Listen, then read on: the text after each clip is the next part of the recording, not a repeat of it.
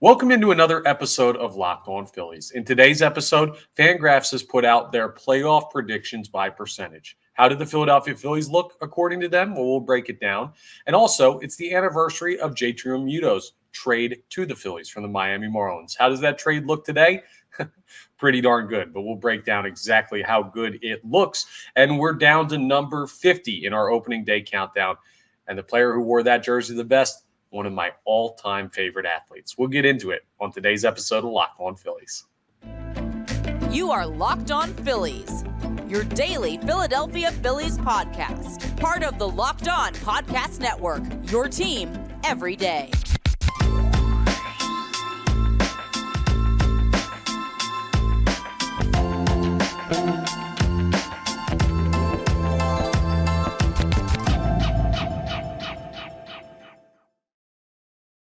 Yes, this is Locked On Phillies. I'm Connor Thomas, your host. Thank you so much for checking us out. We're part of the Locked On Podcast Network, your team every day. Please make sure you're rating and reviewing wherever you consume your podcasts. If you're listening to this in audio form, that helps us reach more listeners. And also, if you're watching on YouTube or if you want to check us out on YouTube and you haven't subscribed yet, that really helps out the channel. It really helps out me. It really helps out the Locked On Podcast Network. So if you enjoy the content, subscribing is the best way to show that appreciation. It gets you notifications when new episodes are posted. It costs you no money. Takes like 2 seconds. Super easy to do. So if you could subscribe to the YouTube, I'd really appreciate it. And today's episode is brought to you by FanDuel. Make every moment more. New customers, join today and you'll get $200 in bonus bets if your first bet of $5 or more wins. Visit FanDuel.com/lockedon to get started. And in today's episode, we're going to break down what Fangraphs has as their playoff prediction percentages. So they just came out with their predictions for the 2024 season. Who looks good, who looks bad, division breakdowns, wild card breakdowns, World Series breakdowns, all of that stuff. So shout out to Fangraphs for putting this together like they always do. And I'm going to disagree with some stuff in here. But let's go ahead and break it down. So, of course, we're going to focus on the NL East. And this is ridiculous, right? Well, first of all, this should make you feel good. The Phillies have a 59.5% chance to make the playoffs, according to Fangraphs. It's about a 60% chance that they're in. That's solid, right? When I look at the rest of baseball, let's just go over to the entirety of the MLB, and I look at the make playoff percentages. The Phillies have the 1, 2, 3, 4, 5, 6, 7th best odds to make the postseason. I mean, they're going to be a playoff team. So that's the good news. You feel pretty darn good about the Philadelphia Phillies being in the dance. And the Phillies have proven that if they can get there, they can cause problems for even teams who win divisions, win 100 games. They will take you out. They do not care. So that's good news that the Phillies have a close to 60% chance to win the division, 7th best in all of baseball.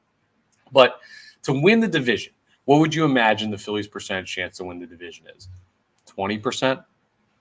15% maybe. The Braves have kind of owned the NL East for a while now. The Phillies, according to Fangraphs, are given a 7.4% chance to win the division. The Braves have an 87.8% chance to win it. The Fangraphs predictions are so high on the Atlanta Braves. More on that in a little bit. It's insane. Would I give the Phillies better than a 7.5% chance to win the division, basically? Absolutely, I would. Are you kidding me? This team is stacked. They have a bunch of really good players. I get Atlanta's good. They have been good. But one of these years, you're going to have a down year from Olsen. You're going to have a down year from Riley. They do not just have 7 Hall of Famers in their lineup. That I refuse to believe that's a possibility. And that's what these guys would be if they continue to do what they do year in and year out.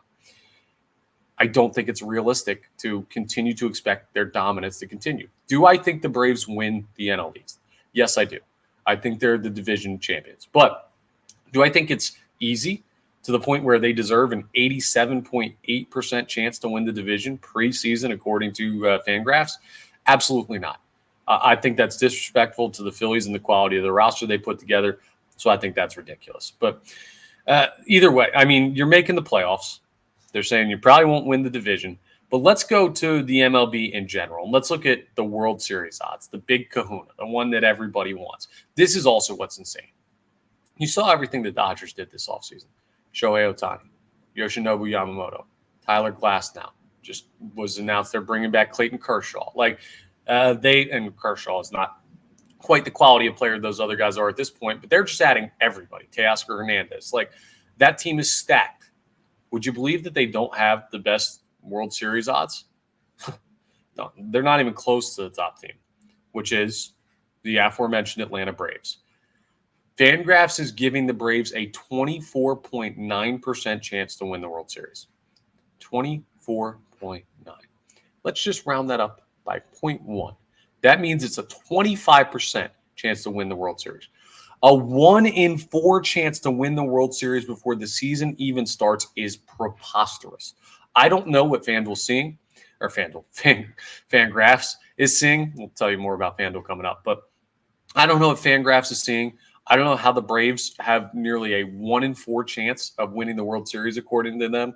But this is a team that's won 2 playoff games the last 2 years, has been knocked out by the Phillies both years. They were 100-game winners, but they've not shown playoff success. 1 win in 2022, 1 win in 2023. That's it. And then the Phillies ended their season.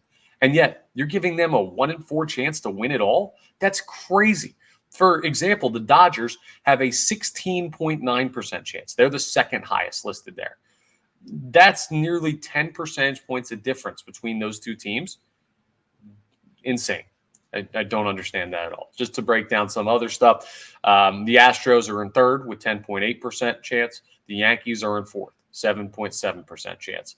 The Twins are in fifth. Fangraphs a little high on the Twins there, 3.8% chance. The Mariners are actually, that's based on the make playoffs percentage. Let me flip this over. The Astros are still in third. The Yankees are still in fourth. The Mariners are in fifth with a 4.6% chance to win the World Series. The Rays are in sixth, 4.3% chance. And then it's the Twins in seventh. The Orioles in eighth. And then the Phillies have the ninth best chance to win the World Series, 3.2%. Now, I don't exactly know what it was the past couple of years, but I'd be surprised if the Phillies had better odds in 2022. They might have had better odds last year with the addition of Trey Turner and coming off of a World Series appearance and a loss to the Astros. But, I mean, ninth best odds to win the World Series isn't bad. Nearly a 60% chance to make the postseason isn't bad. And I wouldn't expect the Phillies to have more than a 3 or 4% chance to win the World Series based on this. There's just so many good teams in baseball right now. The only thing that bothers me is the fact that they've got a 7.4% chance to win the division. I mean, you look at all the other teams around them, right? So the top 15 teams to potentially win the World Series are Braves, Dodgers, Astros, Yankees, Mariners, Rays, Twins, Orioles, Phillies, Blue Jays, D-backs, Cardinals, Rangers, Cubs, Mets, in that order. The only team in the top 15 who has less of a chance to win their division is the New York Mets, and they're 15th. Like, the other teams around the Phillies who have a 7.4% chance to win their division. The Cardinals, 38% chance to win the division. Diamondbacks, 11, and they're in the division with the Dodgers. Blue Jays, 14%. They're in with the Yankees and the Rays. And the Orioles. Like, I don't understand how the NL East is so locked up by the Atlanta Braves. This almost makes me feel better about the Philadelphia Phillies' chances to win the division because this feels Titanic-esque, right? If that makes sense. Like, when you say something is unsinkable, it's going to sink. Like, when you say someone's got a 87.8% chance to win their division, they're going to find a way to lose it. Whenever you're so confident, it's that whole idea of when you see people like on national pregame shows, everybody picks the same team, bet against that team. They are losing. Consensus somehow in sports leads to controversy all the time. And not all the time, but a lot of the time.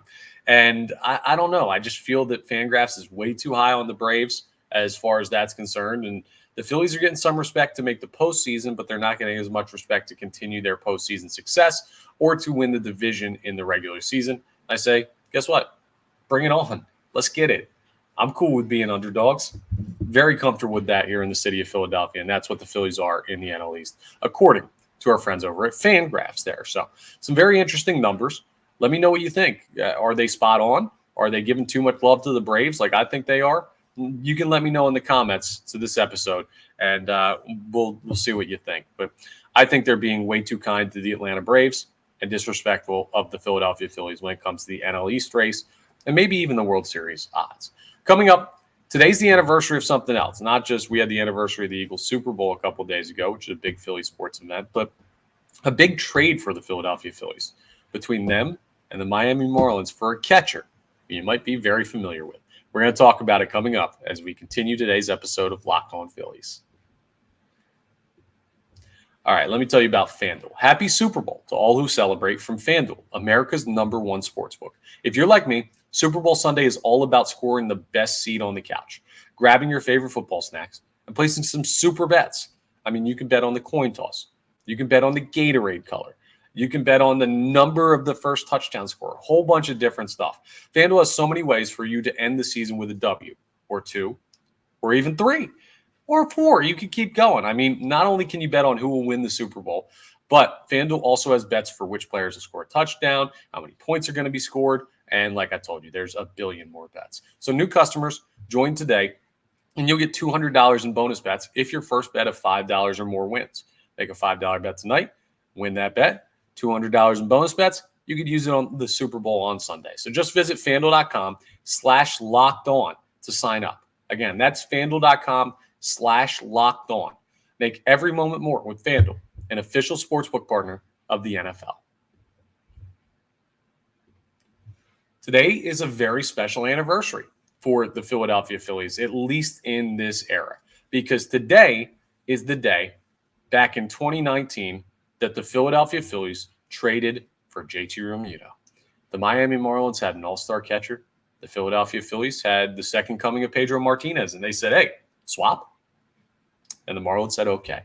It was a trade that, if you forget the exact parameters of the trade, Jorge Alfaro, easy for you to say, Jorge Alfaro, who was a catching prospect at the time for the Philadelphia Phillies. I mean, he was up in the minor leagues. I believe he might have played some at the major league level. No, he did play at the major league level before that because he had some time with the Phillies. So he was one of those guys who was a young player for the Phillies and a solid catcher, I guess, for a young guy that had just broken into the major league scene.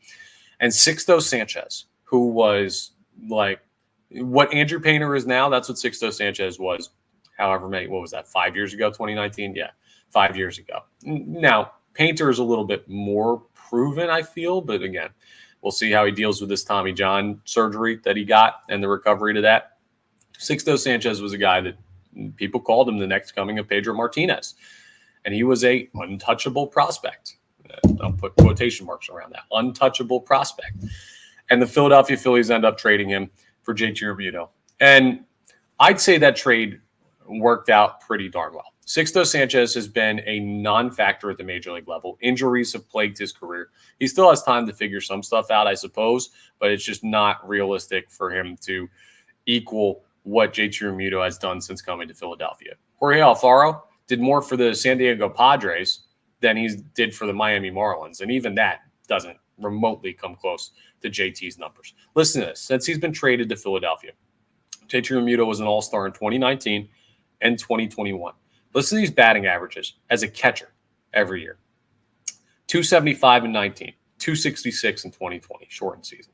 263 in 2021, 276 in 2022, 252 in 2023, a bit of a down year. But I mean, you look at some of the power numbers too. Those are solid averages for a catcher who's as good as he is defensively. One of the best, if not the best, at throwing runners out. You're also looking at a guy who hit 25 homers in 19. We'll skip the 2020 shortened season. 17 in 2021, 22 in 2022, and 20 this past year. He's cleared 20 home runs 3 times in 5 seasons since being traded here as a catcher who's great defensively. I mean, RBIs, he's right in the 70 to 80 range most years. I mean, this is a guy that has been one of the better offensive options behind the dish in baseball since he's been traded. He was good in Miami, really good in Miami. But as far as these numbers, he's had some career years in Philadelphia, and he's been consistent for a lot of the time. This past year, he had a down year. But the JT Realmuto trade, are you kidding me? Would I do it again? Absolutely. How could you not? The Marlins have to feel so dumb for making that trade. Like, I'm sorry, Miami, but the decisions that franchise has been making have been miserable the past couple of years. Well, past, I don't know, half decade, more than that. And the JT Realmuto trade is just another one.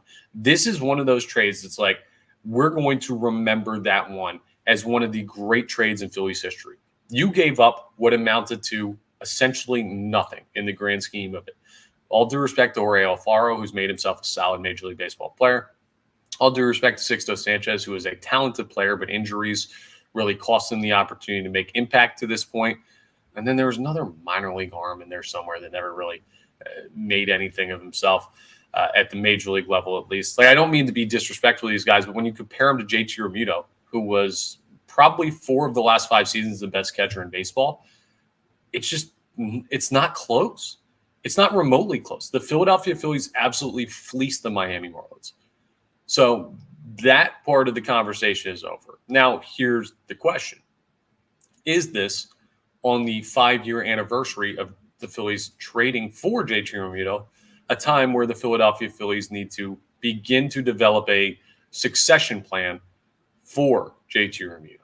I think the answer to that is yes. Now, was 2023 a down year? It absolutely was. Do I think he's going to have a bounce back year in 2024? Marginally, yes. I think he will have a better season, but I don't know how much better it will be.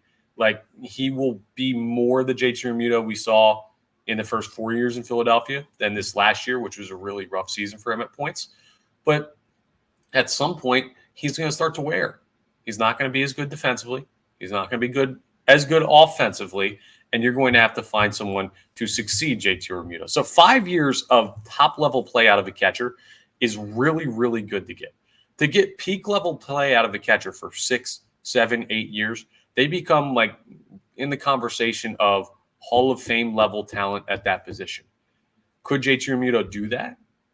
Certainly possible. I mean, he had 2 great years before getting traded from Miami, so that 7-year window might already be closed, but he's not completely out of the realm of being a talented catcher and being in the conversation for best at his position. But he's 32. He's going to turn 33 coming up here in just like a month and change. So that's kind of the place where catchers start to fall off, that 33, 34. Here's what I can't have, right? I love JT, but I can't have the Yadier Molina victory lap just sitting back there. He can't throw anybody out anymore. He can't hit. Like, I can't do that. I like JT Realmuto, but I want this team to be competitive. And if he starts to have a decline in the next year or two, you need to have an option. I don't think it's Garrett Stubbs. I don't think it's Rafael Marchand. I don't think that option exists in the minor leagues. So maybe another trade coming for a catcher in the next couple of years. Maybe you're going to have to go draft somebody highly that you like at that position. I don't know how the Philadelphia Phillies do it, but you're going to have to, if you're Dave Dombrowski, on your to-do list, it's going to be decide when we need to have a true backup to JT Realmuto, a long-term solution. I think that's something that you're going to have to really start to think about at this point in time. If you're going to continue to be competitive throughout Bryce Harper's time here in Philadelphia, throughout Trey Turner's time here in Philadelphia, throughout Aaron Nola's time here in Philadelphia, I mean, you got some guys that are here for the long haul, and you got to try and keep that window open while players like Harper and Turner are here. And that means having succession plans for guys like JT Realmuto. Getting up there, plays a very physical position, plays a lot of innings. But all that being said, again, this is not a knock on JT Realmuto. I think he has a bounce-back year this year, marginally. And this trade is one of the greatest in the history of the Philadelphia Phillies. You got an all-star level, best of his position player for guys that didn't pan out at the major league level, and you flat out fleeced a division rival to do it. You got to do that trade 10 times out of 10, and credit to the Philadelphia Phillies for making that trade and doing what they needed to do on this day back in 2019. So shout out JT Realmuto. Happy anniversary of coming to a winning organization rather than that one down there in Miami. Coming up as we wrap up, it's 50 days till opening day, and one of my all-time favorite athletes is at number 50 in our countdown. We'll get to it as we wrap up today's episode of Locked On Phillies. He is a World Series champion. He made the All-Star game once in his career, one time. And he threw about as hard as I threw when I pitched at the Division III level of college baseball. And that is why he was a guy that I always loved. So if you're not familiar with what we're doing in our final segments of every episode, we're counting down to opening day. Opening day is March 28th, and we have 50 days until the Phillies will play their first regular season baseball game. It'll be great. I can't wait for that to get there. And what we're doing is we're picking the best Philly to wear that jersey number for each day we have until opening day. And today, number 50, another easy pick. We had Ricky Bottalico at 52. We had Chooch yesterday, Carlos Ruiz at 51, a fan favorite. And this guy, he was my favorite baseball player before before Roy Halladay came around, or like Roy Halladay's now my all-time favorite baseball player. But this was the initial my favorite guy that I can remember relating to the most. And he wore number 50 for the Philadelphia Phillies. And that would be one Jamie Moyer, the ageless wonder. Jamie Moyer is one of the more interesting figures in baseball in the modern era. The guy just had like a 4 billion year career. He never really threw all that hard. He was just a guy that, if there's somebody that I can point to where I say that guy knew how to pitch, not that guy had a live arm, not that guy had great stuff, not that guy had God-given talent. No, knew how to pitch, understood the way to attack hitters as well as anybody I've ever watched play the game. And that's why he could do it forever. When he was throwing in the 70s at the end of his career, and I'm not talking about off speed, no, fastballs in the high 70s. You see guys throwing in the low 80s at the Division III level of college baseball. And Jamie Moyer is out there in the major league level just dicing guys up, throwing as slow as can be. It's unbelievable. And I was never a flamethrower, and I was a guy that I really, really respected how Jamie Moyer went about his craft. And that's why I got to pick him for number 50 on the countdown. And also, come on, 2008 World Series champion with yours, the Philadelphia Phillies. So, I mean, he's on the World Series winning team. He's a one-time All-Star. He's a personal legend of mine. Like, yeah, that's a guy that's got to be at number 50 on the countdown. As we get lower, there's going to be more players who wore these jerseys, and it's going to be tougher to decide. But the first three have been relatively easy ones. So shout out Jamie Moyer. We are Jamie Moyer days away from opening day for the Philadelphia Phillies, and tomorrow we'll let you know who's 49 in the countdown. Kind of a weird number. I don't even have a 49 off the top of my head. But also apologize to Orion Kirkland, who wore 50 this past year. Not quite enough, buddy. Jamie Moyer has a couple more innings on you at the major league level before you get to his status. But yeah, fun little countdown exercise that we're doing. Hopefully you enjoyed this episode.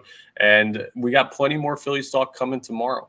Pitchers and catchers report on Valentine's Day, which is right around the corner. So as we draw closer, we'll have more looks at spring training and who to watch as far as storylines for spring training. We did some of that in yesterday's episode. We'll do more before everyone gets down there to Clearwater. So a lot more stuff to come on Locked On Phillies the rest of the week, but that's all for today's episode. Thank you so much for checking us out. Again, please make sure you're rating and reviewing wherever you consume the podcast or subscribing to the YouTube.